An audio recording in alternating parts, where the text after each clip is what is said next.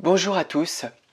Aujourd'hui, je rentre dans mon troisième mois aux États-Unis, donc dans l'État du Connecticut. Et donc j'ai fait pas mal de choses en fait durant ce mois-ci. Ça a été un peu plus calme, on va dire, quand je suis arrivé ici parce que bon, j'avais changé de famille. Euh, j'ai euh, j'ai dû prendre aussi mes marques dans ma nouvelle famille, donc ça n'a pas été facile au début. Il y a eu un temps d'adaptation, il y a eu un au-pair qui était là avant moi, donc c'était vraiment pas évident du tout dès le début. Mais là maintenant, je pense avoir pris mes marques avec ma famille, que ça soit avec ma host mom ou même avec les enfants. Et donc là, on s'est vraiment, on va dire, bien synchronisé ensemble. Donc on vit plutôt bien, voilà, on s'est adapté dans les deux côtés, on s'est bien adapté. Et donc voilà, pour vous expliquer en fait pour mon troisième mois, les enfants ont repris l'école. Voilà, pour moi ça me laisse pas mal de temps libre en fait du fait qu'ils soient à l'école parce que j'ai des enfants assez âgés. Donc j'ai un garçon de 9 ans et une fille de 9 ans et un garçon de 10 ans. Donc c'est des vieux enfants, on va dire. On appelle ça des old children en anglais. Et donc voilà, j'en ai pas un grand ou un petit donc qui ne va pas encore à l'école. Voilà, ils vont tous les deux à l'école. Donc voilà, quand ils y sont, j'ai pas mal de temps libre. Donc je fais des recherches pour moi, je fais différentes choses en fait sur internet ou des fois je bouge à l'extérieur. Voilà, je fais différentes choses.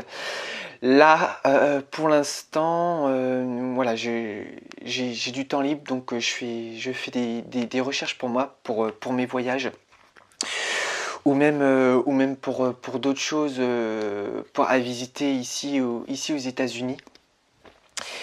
Et donc en fait, normalement, en tant qu'au-pair, on est censé travailler 45 heures, mais je dois travailler à peu près une vingtaine d'heures, peut-être un petit peu plus. Donc voilà, c'est pas énorme. J'ai envie de dire, je suis bien blotti dans cette famille, contrairement à d'autres au-pairs avec qui ils ne s'entendent pas forcément avec leur famille, même avec leur host, ou même des fois ils ont des horaires pas franchement super. Voilà, ils travaillent les week-ends. Donc voilà, je dois dire que je m'estime quand même chanceux, même si c'est pas parfait partout. Voilà. Le- je parfois je me chamaille avec les enfants, tout, mais bon voilà, je pense voilà que je suis rentré maintenant dans leur vie et pour jusqu'au mois de juin de l'année prochaine. Donc on va voir ce qui va se passer. Au niveau de la langue, je pense m'être amélioré au niveau de la langue, surtout au niveau de l'écoute. Faut tout, quand je vais à l'extérieur, les enfants font beaucoup d'activités, donc je parle continuellement en fait avec des gens. Je rencontre des gens, même des fois si je dis un ou deux mots, c'est pas forcément grand chose, mais voilà, en rencontrant différentes personnes, voilà, tu parles et puis tu t'améliores. Après, au niveau du parler, je sais pas vraiment si vraiment je me suis amélioré au niveau de la langue, du parler. Euh, Par contre, je pense, m'être amélioré au niveau de l'écoute. Voilà, en écoutant les autres, en écoutant par exemple la voisine qui est à côté, en regardant Netflix surtout. C'est surtout ça en regardant Netflix, qui me permet de m'améliorer au niveau de l'écoute. Je comprends de mieux en mieux en fait ce que mes host kids me disent. Les gens en général à l'extérieur. Alors il y a des fois il y a certaines personnes où je comprends très très bien ce qu'ils me disent, et t'en as d'autres, je comprends absolument rien du tout. Alors je sais pas s'ils parlent dans leur moustache ou pas, mais voilà, il y a des personnes, des fois je leur demande de répéter deux, trois fois, donc à un moment donné, je me dis, je vais peut-être pas trop leur faire répéter parce que ça va leur casser les pieds. Mais voilà, au niveau de la compréhension, je comprends de mieux en mieux les choses. Voilà, mais encore, il me reste encore beaucoup de travail encore à faire au niveau de la langue. Au niveau de la langue, et puis voilà, c'est surtout au niveau du parler où j'ai besoin de m'améliorer. Et donc voilà, je pense que là je vais bouger, je vous en parle tout de suite après. Je vais bouger de toute manière là durant le mois prochain. Donc voilà, je vais continuer en fait à sortir, à rencontrer du monde. Au niveau des rencontres des au pairs, vu qu'on reste, je suis toujours dans la langue. Au niveau des au pairs, je vais moins en rencontre des au pairs, tout simplement parce que je n'ai pas envie d'y aller. C'est que tout simplement en fait, c'est que je suis dans un tout petit bled juste à côté de Stamford, dans le Connecticut, et donc en fait il faut que j'aille encore plus loin encore pour à l'opposé de Stamford en fait, pour pouvoir aller à la rencontre des au pairs tous les lundis soirs. Et donc pour moi après le travail, voilà, je quitte à 20h. Je commence à 7h et je quitte à 20h, donc voilà, j'ai un break de quelques heures vu que les enfants vont à l'école. Donc après la journée, voilà, je suis quand même assez fatigué quand même, même si j'ai quelques heures de break. Du fait que les enfants soient à l'école, comme je l'ai dit précédemment. Mais voilà, je suis quand même fatigué après 20 heures. Donc voilà, il faut quand même 20 minutes en voiture pour pouvoir y aller. C'est fatigant et puis c'est pas vraiment pratique. Donc j'y vais seulement de temps en temps, mais quand j'y vais, voilà, je parle avec les au pairs. Je garde contact avec une au pair allemande, une au pair, une au pair thaïlandaise. Donc voilà, je rencontre différentes filles au pair. J'ai également ce mois-ci pris les cours dont on doit obligatoirement prendre pour en tant qu'au pair, qui est obligatoire au niveau de l'état du programme au pair et de la oui, c'est le, je sais pas si vous entendez, mais en tout cas c'est le train qui est juste à côté. Mais voilà, c'est obligatoire dans le programme d'au pair, c'est de faire les 6 crédits dans une université, dans une école. Voilà, après tu es libre de prendre les cours que tu souhaites. Alors moi j'ai pris des cours d'anglais. Des cours d'anglais au niveau du parler, de l'écoute, parce que j'en ai vraiment besoin. Et puis j'ai pris des cours, et sachant que je n'avais pas assez en fait d'heures, je n'avais pas suffisamment d'heures pour compléter en fait mon programme, mes crédits en fait que je dois effectuer dans mon programme de pair.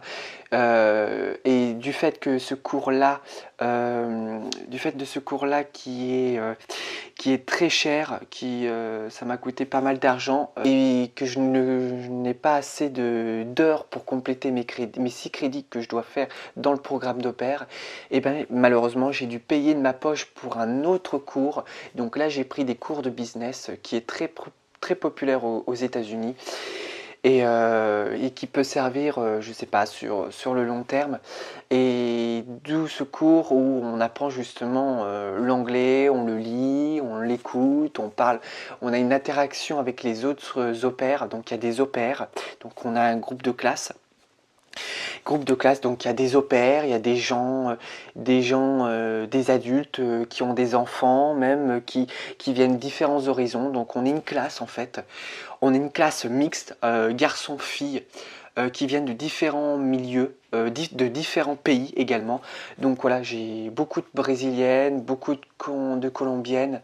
Voilà, il y a aussi des garçons, il n'y a pas que des filles dans cette classe, il y a des au pairs. Donc voilà, il y a vraiment une interaction entre nous.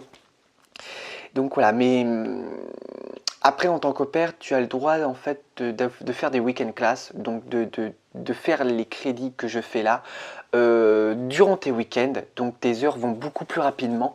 Moi, elles sont beaucoup plus longues parce que ça se répartit sur seulement quelques heures sur la semaine, donc c'est beaucoup plus lent. Mais sur des week-end classes, c'est beaucoup plus rapide. Mais moi, mes heures ne me le permettaient pas de faire des week-end classes. Donc j'ai dû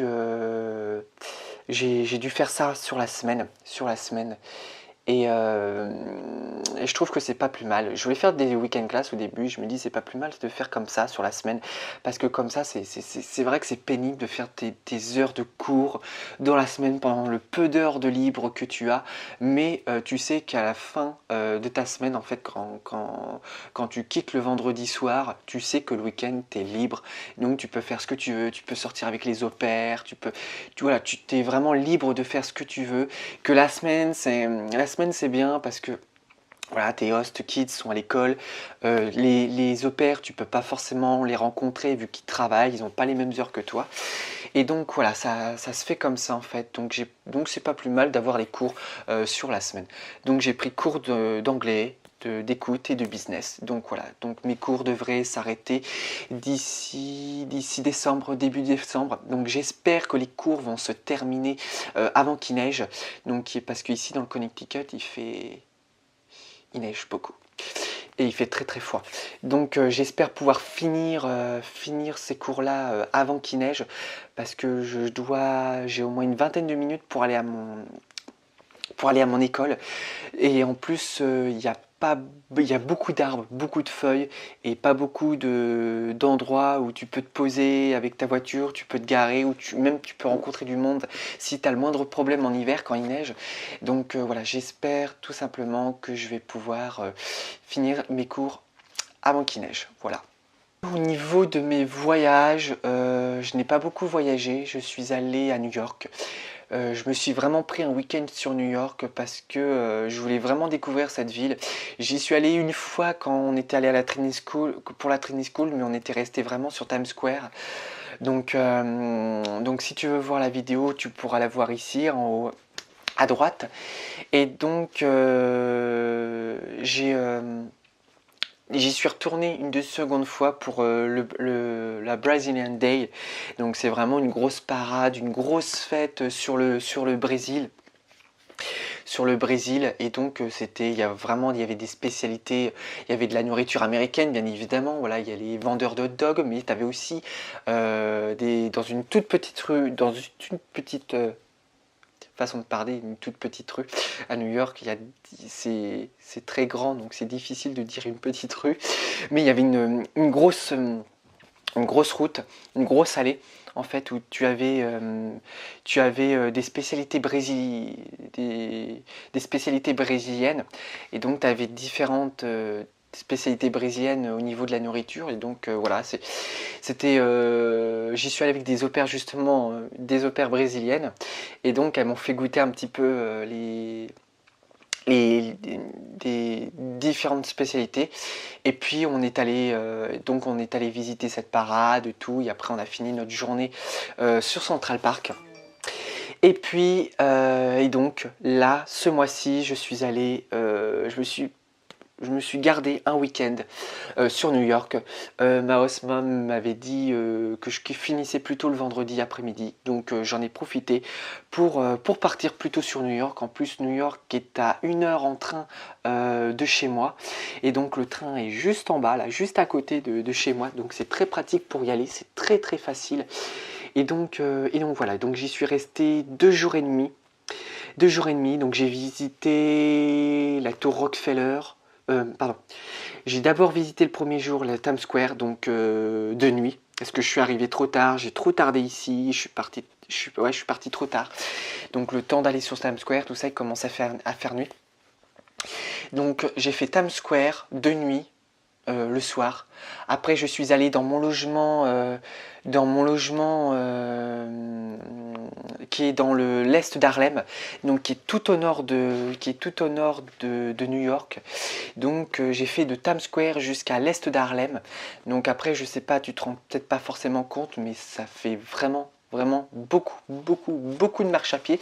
Il m'a fallu au moins peut-être 1 heure et demie, 2 heures, peut-être 2 heures et demie, je sais plus, pour pouvoir rejoindre le nord de New York à pied. Donc c'était très fatigant le soir. Et puis le lendemain, je suis revenu sur Times Square 2 jours, pour prendre 2 jours. Donc j'y suis resté un petit peu de temps. Après, j'ai fait la tour Rockefeller. Donc ça, c'était quelque chose qu'il fallait absolument faire. Parce qu'en fait, la veille, j'y étais allé et j'ai trop tardé à la Tour Rockefeller et il y avait beaucoup de monde et je n'avais pas réservé mon billet. Donc ce que j'ai fait, c'est que le soir, dès que je suis rentré à mon logement, au logement que j'avais réservé sur Airbnb, et ben j'ai réservé mon billet pour le lendemain matin et donc j'ai pu y aller, j'ai pu dépasser toute la foule pour pouvoir monter tout en haut de la tour et pour avoir une vue sur New York qui était très beau. Donc ce qui est vraiment bien, c'est que tu as 3 niveaux dans la tour Rockefeller.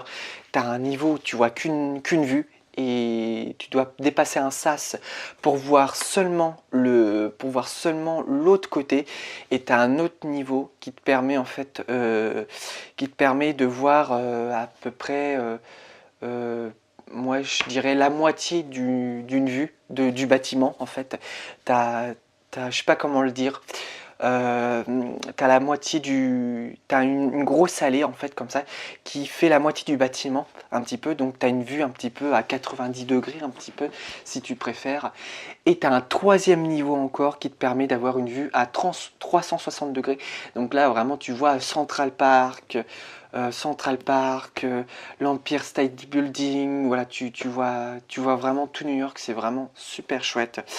Par contre, c'est super cher. Ça coûte 36 $ pour pouvoir monter là-haut. Donc, sachant que c'était très cher, j'y suis resté un bon moment pour pouvoir prendre tout ce que je voulais au niveau des vidéos et photos. D'ailleurs, si tu veux voir le vlog, je te le mettrai en haut là, en haut à droite encore aussi, pour que tu puisses aller le voir. Et puis j'y suis resté 1h30 là-haut. C'est pas très grand, mais il y a de quoi accueillir beaucoup de monde et prendre beaucoup de photos et de vidéos. Et donc c'est vraiment super chouette. Si tu viens à New York, c'est vraiment quelque chose qu'il faut faire absolument. Après, je suis allé au Mémorial.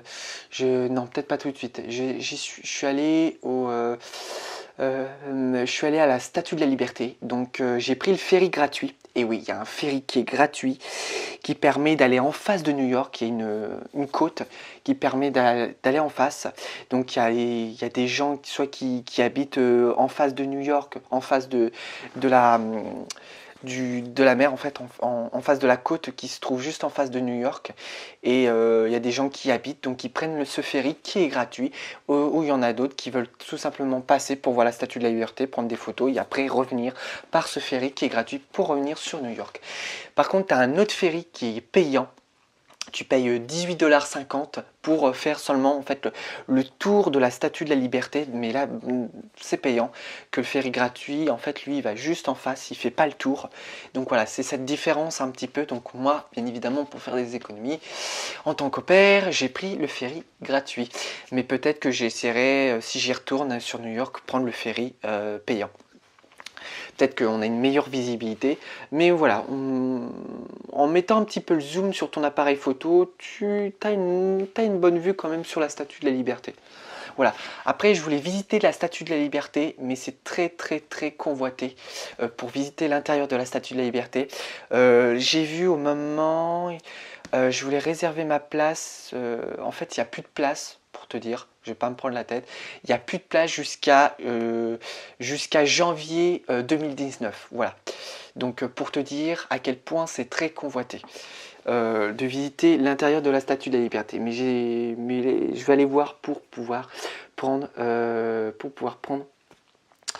ma réservation. Après, je suis allé visiter le mémorial du 11 septembre. Donc voilà, au niveau de la Statue de la Liberté, il y a eu Battery Park, il y a Charging Bull, aussi un gros taureau.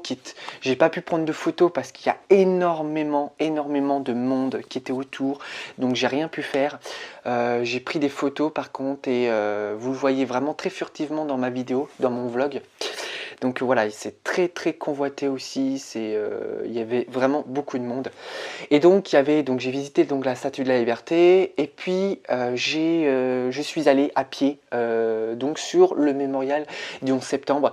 Donc je pensais pas que c'était aussi près en fait entre le ferry pour aller visiter la Statue de la Liberté et le mémorial du 11 septembre, c'est juste à côté. Tu t'y vas à pied, franchement, t'as pas besoin de prendre de Lyft ou de Uber. C'est vraiment à côté, tu peux y aller à pied. Et on sent vraiment, il y a une atmosphère qui n'est pas du tout la même par rapport à Times Square. C'est le jour et la nuit. Times Square est le mémorial du 11 septembre. Times Square, tu vois, c'est très vivant. Il y a beaucoup d'animation, beaucoup de tourisme. Il y a vraiment, vraiment, c'est très, très, très, très, très vivant Times Square. J'adore y aller. D'ailleurs, tu verras, ça revient très souvent dans mes vidéos Times Square d'ailleurs, parce que j'adore y aller. Mais voilà, il y a beaucoup d'animations dans Times Square, on sent c'est très touristique, il y a beaucoup de ça. Contrairement au mémorial du 11 septembre, où vraiment il y a beaucoup, beaucoup de tourisme, mais c'est très, très, très, très calme. Très calme. On sent qu'il y a vraiment un très grand respect des morts qu'il y a eu sur le 11 septembre en fait. Il y a vraiment un très grand respect. Il y a même les gens qui déposent en fait. En fait c'est une barre, c'est une grosse plaque en métal où sont inscrits en fait les gens qui sont décédés. Donc il y a vraiment, c'est vraiment précisé. T'as les gens qui sont, t'as le World Trade Center, tu vois, t'as le titre qui est indiqué et t'as tous les gens en fait t'as tous les prénoms des gens qui sont morts dans les tours. À un moment donné, tu as seulement le vol par exemple 93 qui est très connu, le vol 93, et donc tu as tous les gens qui sont morts qui étaient dans le vol 93, et donc tu vois, vraiment, c'est vraiment bien trié, et donc il y a eu, je crois, 3000 morts ce jour-là. Et puis, voilà, c'est vraiment bien précisé, il y a un très grand respect. Et d'ailleurs, les prénoms sont gravés, et donc c'est gravé, donc c'est des trous, c'est un trou gravé, et puis les gens mettent des fleurs blanches dans le prénom, dans la plaque en ferraille, dans le prénom, pour, pour, euh, pour faire en respect et même en mémoire de la personne en question, peut-être qu'ils ont connu au moment où voilà, ils déposent une fleur dans le prénom de la personne. Et donc il y a vraiment un calme. Et la seule chose qu'on entend le plus, c'est les fontaines qui coulent sur les côtés en fait. Les côtés de l'emplacement où étaient les deux tours. Elles sont seulement à quelques mètres l'une de l'autre. Et puis au milieu, tu as un musée où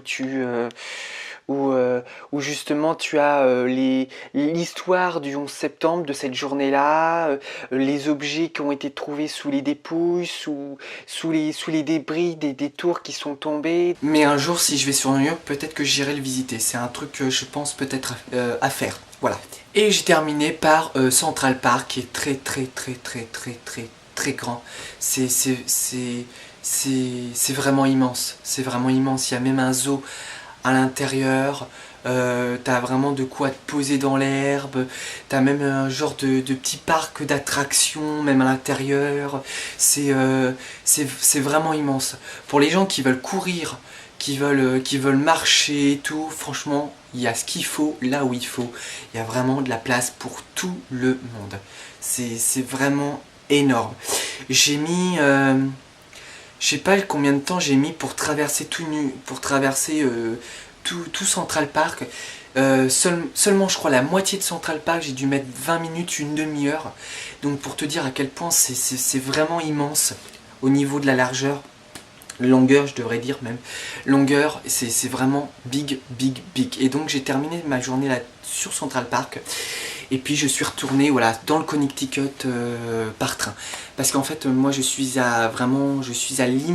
vraiment un petit peu entre je suis situé en fait à la frontière pratiquement entre le Connecticut et New York, et l'État de New York. Donc pour moi c'est très facile d'y aller en 1 heure. Voilà, je suis sur New York, donc c'est les doigts dans le nez quoi. C'est très facile pour y aller. Donc voilà. Donc au niveau de mes voyages, là je vais aller. J'ai prévu d'aller sur Boston le mois prochain pour aller revoir les autres au pairs qui est avec moi à la training school. Donc voilà, je vais y aller avec une au pair qui est normalement sur Long Island, juste à côté de New York, une île qui se trouve à côté de New York. Et donc j'espère qu'on va y aller ensemble. Donc normalement c'est prévu. c'est prévu, donc après il faut qu'on voie de notre côté, voilà, pour bien qu'on qu'on se synchronise aussi, pour qu'on puisse prendre le même vol, le même Airbnb, tu vois. Donc on va y passer un week-end là-bas, et puis on va visiter Boston avec on va rejoindre les autres au pairs français qui étaient avec moi à la Training School. Donc voilà. J'ai également 4-5 jours je crois, à la fin du mois encore, du mois de novembre, parce qu'il y a la fameuse fête Thanksgiving. La fameuse dinde que tous les Américains mangent tous les ans au mois de novembre. Et donc là, ma host devrait me donner 4-5 jours. Donc je vais partir quelque part. Alors je sais pas où encore, je vais y réfléchir. Je sais pas encore, probablement que vous le découvrirez peut-être dans mon vlog, parce que je ferai un vlog de cette ville que je vais visiter. Donc voilà, voilà, déjà j'ai 2 voyages normalement qui sont prévus au mois de novembre, donc je vous mettrai des photos et sur Facebook, et je vous ferai partager bien évidemment sur mon compte Instagram, et je ferai un vlog sur Boston et sur la ville que je vais visiter, mais que je ne sais pas encore. Voilà, pour vous dire. Donc voilà, pour finir cette vidéo, pour finir cette vidéo, je dois dire que tout se passe bien dans la famille. J'espère, j'ai pas beaucoup voyagé, donc j'espère que je vais revoir avec ma host pour vraiment bouger, voir des villes, vraiment visiter un petit peu la côte est. Vu que j'y suis, ça sera plus facile pour moi. Et donc voilà, tout se passe bien dans la famille, avec les enfants, tout et tout. Et puis voilà, tout se passe bien, et j'espère que ça va continuer. J'ai eu des messages d'encouragement de l'équipe à Paris de Cultural Care. Donc voilà, ça a été... tout se passe bien, donc voilà, j'espère que ça va continuer dans ce sens-là durant les prochains mois. Et puis voilà, pour vous partager mon expérience de mon 3e mois. Voilà, donc je vous dis à bientôt pour une prochaine vidéo, et donc n'hésite pas à t'abonner, à liker la vidéo, à commenter la vidéo, et surtout à t'abonner à ma chaîne. Voilà. Ok, bye, à la prochaine.